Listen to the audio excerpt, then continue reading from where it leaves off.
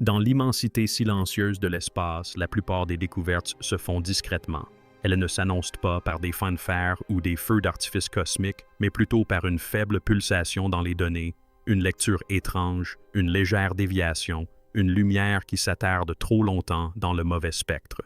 C'est ainsi que tout a commencé avec 3I Atlas. À première vue, il s'agissait simplement d'un autre objet interstellaire, un visiteur venu d'ailleurs de passage vacant à ses occupations.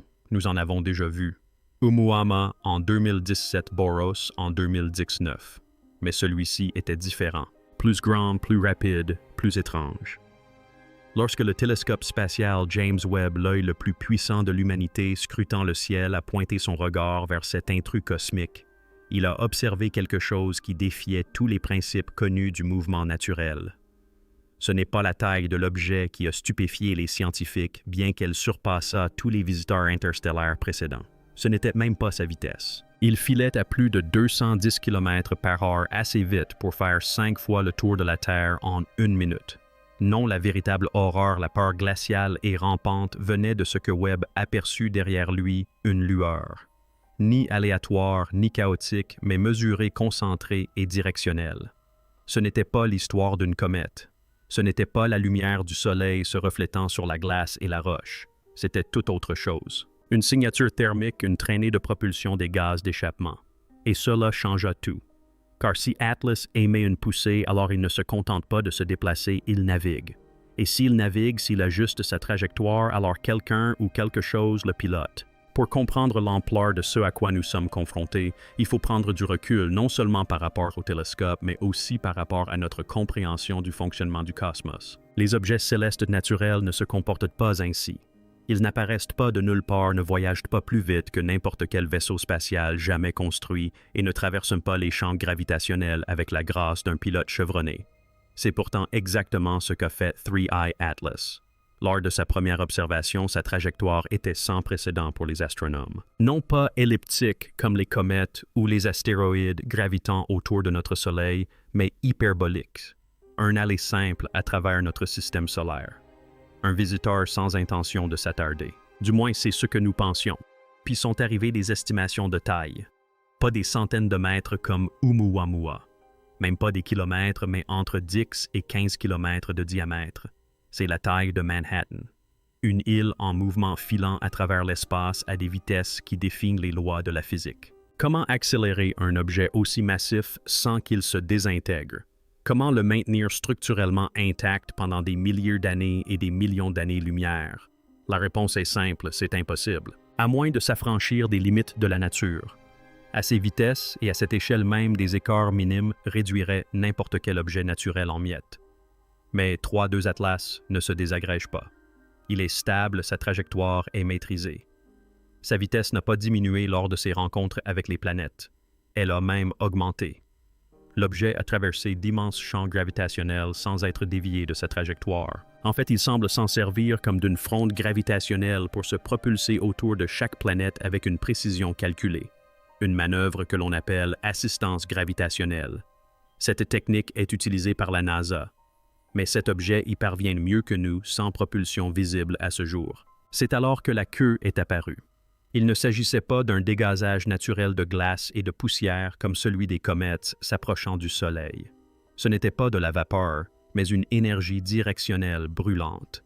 Quelque chose poussait l'objet vers l'avant ou le ralentissait. C'est alors que l'équipe du Jet Propulsion Laboratory a compris. Ce n'est pas une comète, c'est un véhicule. Il y a une vérité cachée dans les étoiles, inscrite non pas dans la lumière, mais dans le mouvement. Et 3I Atlas tisse une histoire plus précise, plus envoûtante et plus délibérée que celle de n'importe quel objet naturel que nous ayons jamais suivi. Parlons de sa trajectoire. Lorsque les scientifiques de la NASA et de l'Observatoire européen austral ont cartographié sa trajectoire à travers le système solaire, leur découverte a stupéfié la salle. L'objet ne se contentait pas de traverser l'espace. Il effectuait un véritable voyage. Il a d'abord frôlé Mars suffisamment près pour permettre une observation sérieuse, mais assez loin pour éviter d'être capturé par son attraction gravitationnelle. Puis il traça une trajectoire vers la Terre, non pas directement, mais selon un arc calculé qui le placerait à portée d'observation tout en le dissimulant derrière l'éclat du Soleil lors de son passage au plus près. C'était comme si l'objet savait exactement comment utiliser le cosmos lui-même comme un voile. Après la Terre, il se dirigea vers Vénus, puis Jupiter, 4 planètes parfaitement alignées, selon une séquence qui maximisait les possibilités d'observation tout en minimisant les interférences humaines. Statistiquement, une telle trajectoire est impossible. Des astronomes ont effectué des simulations. Ils ont constaté que la probabilité qu'un objet naturel suive cette séquence précise à ces vitesses et avec cet alignement est inférieure à 5%. Ce n'est pas la nature, c'est de la planification. Et c'est là que ça devient inquiétant. La trajectoire semble optimisée pour la surveillance planétaire, pas pour les survols ou les collisions. Imaginez que vous soyez une civilisation extraterrestre souhaitant étudier un système solaire sans être repéré. Vous chercheriez une trajectoire permettant de recueillir un maximum de données avec un minimum de risque d'être détecté. C'est précisément ce que fait 3i et Atlas. L'objet ne dérive pas au hasard. Il effectue une mission de reconnaissance. Et puis la pire des constatations est apparue la date de son arrivée. Les scientifiques estiment désormais que 3IA Atlas a entamé son voyage vers nous il y a près de 8-0 ans à peu près au moment où la civilisation humaine a commencé à se développer. C'est à cette époque que nous avons construit les premières villes, découvert l'agriculture, développé le langage, et si cet objet a été envoyé, ce n'était pas par accident. C'était en réponse. Pendant des années, nous avons attendu que le télescope spatial James Webb accomplisse ce qu'aucun autre télescope n'avait pu faire observer plus profondément, plus loin et avec une netteté inégalée. Mais personne ne s'attendait à ce qu'il surprenne un engin en mouvement traversant notre système solaire. Et pourtant, c'est précisément ce qui s'est produit. Lorsque Webb a pointé son télescope infrarouge vers 3 Atlas, les premières données ont paru étranges. Il y avait une lueur, non pas une réflexion, mais une émission thermique. Quelque chose de chaud, de localisé, de dirigé. L'analyse spectrographique a révélé qu'il ne s'agissait pas d'un dégagement gazeux provenant de la glace. C'était un flux d'échappement constant semblable à la faible traînée d'un moteur ionique ou d'un système de propulsion à faible poussée. Ce flux était symétrique soutenu et totalement incompatible avec tout comportement cométaire connu. La NASA n'a rien annoncé à ce sujet, évidemment. Mais des notes internes ont fuité.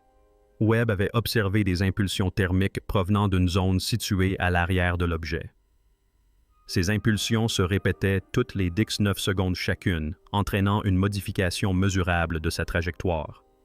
Il ne s'agissait pas simplement de propulsion. Il s'agissait de correction de trajectoire de pilotage de poussée contrôlée. Mais le détail le plus alarmant ne résidait pas dans l'énergie, mais dans la matière. Des traces d'éléments supraconducteurs étaient incrustés dans la lueur. Des matériaux qui n'existent pas à l'état naturel du moins, pas sous cette forme. Des éléments dont les profils électromagnétiques sont plus souvent associés à des constructions artificielles qu'à des minéraux naturels. Et soudain, l'équipe Webb ne se demandait plus s'il s'agissait d'un extraterrestre. Elle se demandait depuis combien de temps cela nous observait et ce que cela pouvait bien cacher derrière cette traînée lumineuse. Depuis des décennies, des scientifiques comme Avi Loeb nous mettent en garde, nous ne sommes peut-être pas ceux qui observent. Dans notre curiosité cosmique, nous serions peut-être observés depuis bien plus longtemps que nous n'osons l'admettre. Et 3 Atlas pourraient bien être les premiers. Preuve indéniable. Son comportement n'est pas aléatoire. Sa trajectoire n'est pas chaotique. Ses émissions ne sont pas naturelles. Et maintenant, son accélération n'est pas gravitationnelle. Tout dans cet objet crie au design. Des matériaux utilisés au timing en passant par ses manœuvres d'évitement, mais ce qui est encore plus troublant, c'est son silence. Aucune transmission, aucun salut, aucune tentative de contact manifeste.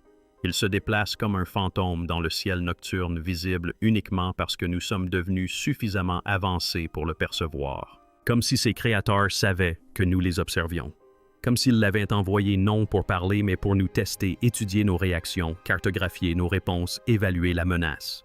Et plus inquiétant encore, certains experts pensent désormais que 3 yeux n'est peut-être pas le seul. Car si Oumuamua était l'éclaireur, alors 3 Atlas pourrait être le sentinelle, la sonde qui arrive après la réception du premier message, celle qui se déplace plus lentement, voit plus profondément et ne repart pas. Alors que les astronomes continuaient d'analyser la lueur semblable à une propulsion qui suivait 3 Atlas, une nouvelle anomalie est apparue. Un phénomène qui non seulement a défié les attentes, mais a violé les fondements même de la physique newtonienne. Normalement, toute masse émettant une poussée à une telle vitesse et à une telle échelle devrait laisser derrière elle un sillage mesurable, une modification de sa quantité de mouvement, une perte d'énergie cinétique, un coût thermodynamique. Or, Atlas ne ralentissait pas. Il accélérait légèrement. Certes, mais il est indéniable que la poussée n'était pas utilisée pour freiner ou stabiliser l'objet. Elle le propulsait. Et pourtant, malgré cela, l'objet a conservé une parfaite cohésion structurelle sans aucune oscillation, aucune désintégration, ni aucune distorsion thermique due au frottement ou à la force de réaction. Les scientifiques du JPL et de l'ESA ont tenté de simuler ce phénomène sur des supercalculateurs en utilisant tous les modèles de propulsion connus des moteurs ioniques aux impulsions nucléaires en passant par les moteurs à antimatière. Aucun ne correspondait. Le seul scénario s'approchant des observations de James Webb impliquait une méthode de propulsion théorique appelée manipulation du champ de vide.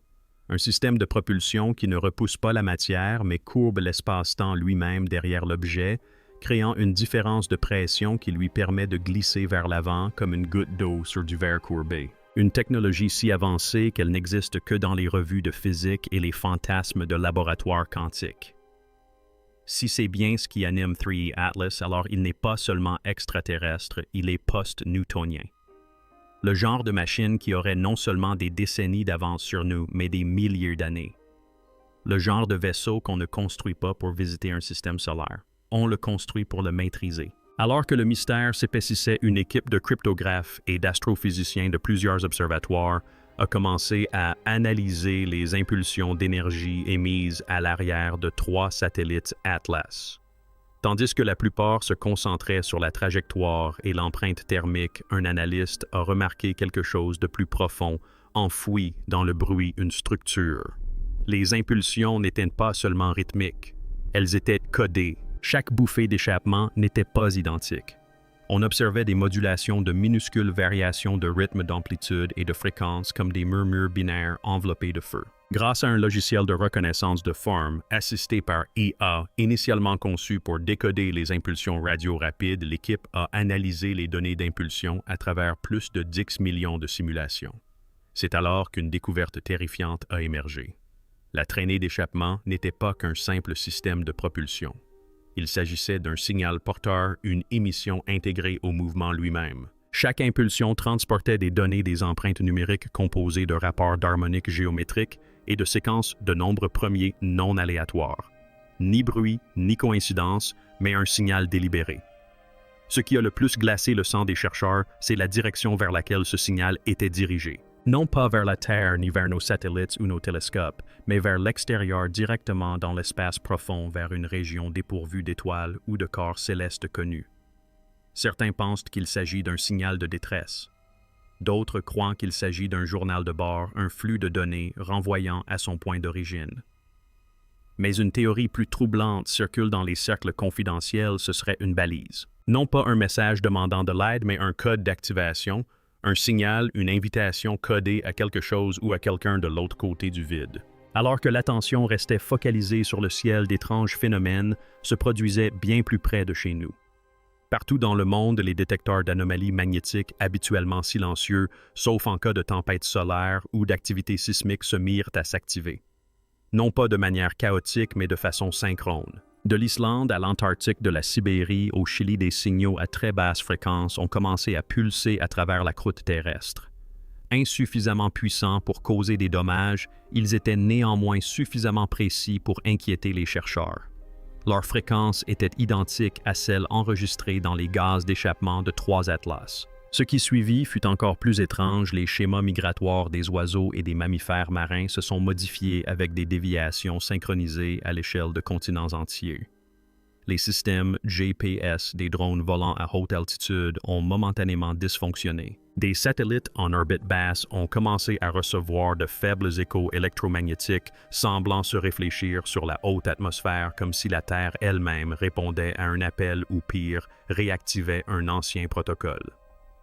Cette théorie qui circule dans les cercles de recherche privés est controversée, mais gagne du terrain.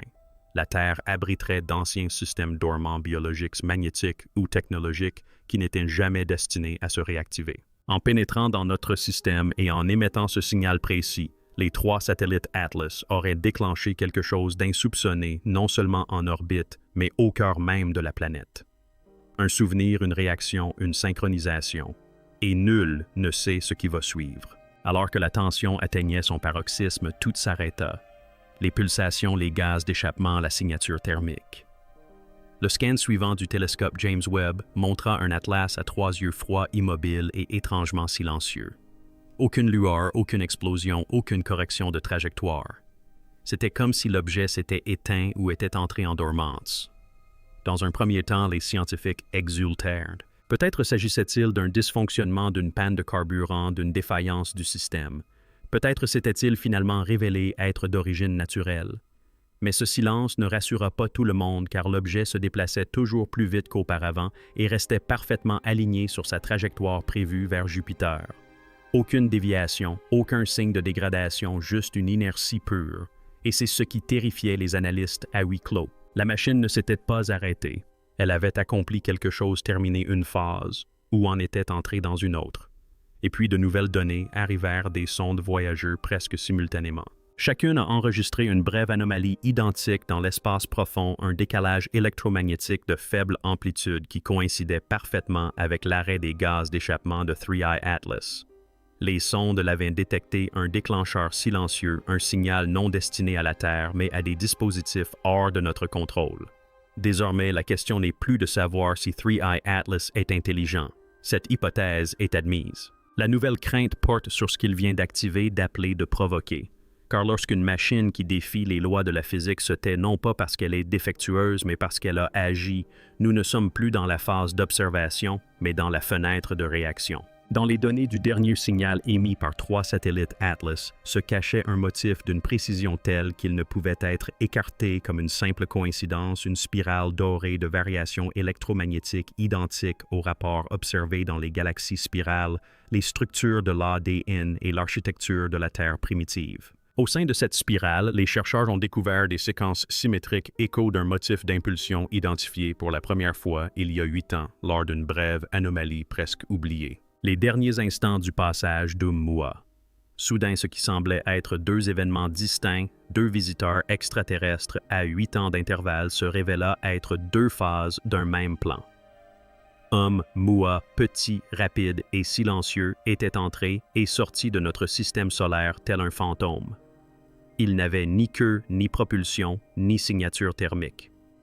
Mais il laissa une étrange rémanence électromagnétique avant de disparaître dans l'espace profond. Un écho désormais reproduit avec une précision amplifiée par 3 atlas.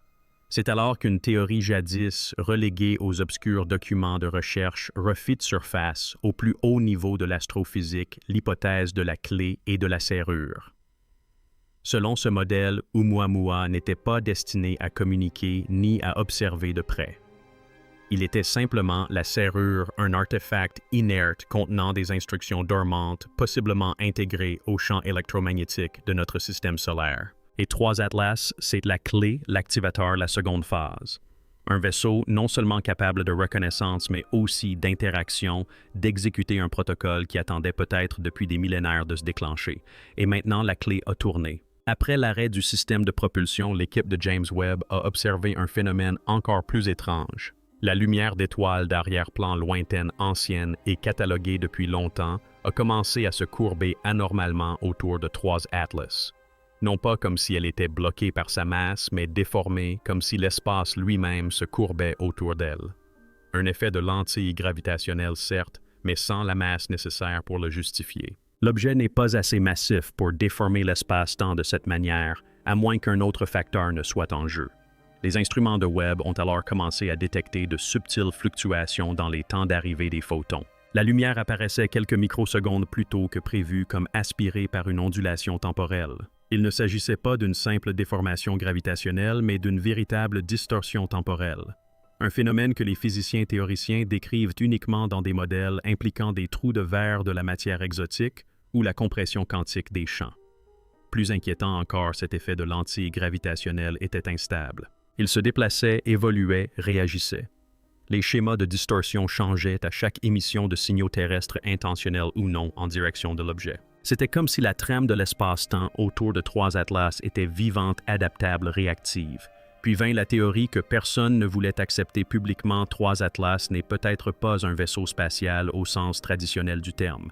Il pourrait s'agir d'une singularité mobile, une machine conçue pour manipuler l'espace-temps aussi facilement que nous manipulons la lumière, non pas un vaisseau, mais une porte. Et si c'est une porte, alors ce n'est pas la destination qui devrait nous inquiéter, mais ce qui se trouve de l'autre côté. Même après l'arrêt de la propulsion, la signature infrarouge de 3 satellites Atlas continuait d'émettre de faibles motifs à basse température, à peine supérieurs au rayonnement de fond, mais structurés d'une manière qu'aucun objet naturel ne présenterait. Grâce à une spectroscopie améliorée par l'intelligence artificielle, les scientifiques ont analysé les couches d'émission et découvert une séquence de motifs moléculaires non pas aléatoires, mais récursifs, ressemblant aux structures cristallines du carbone.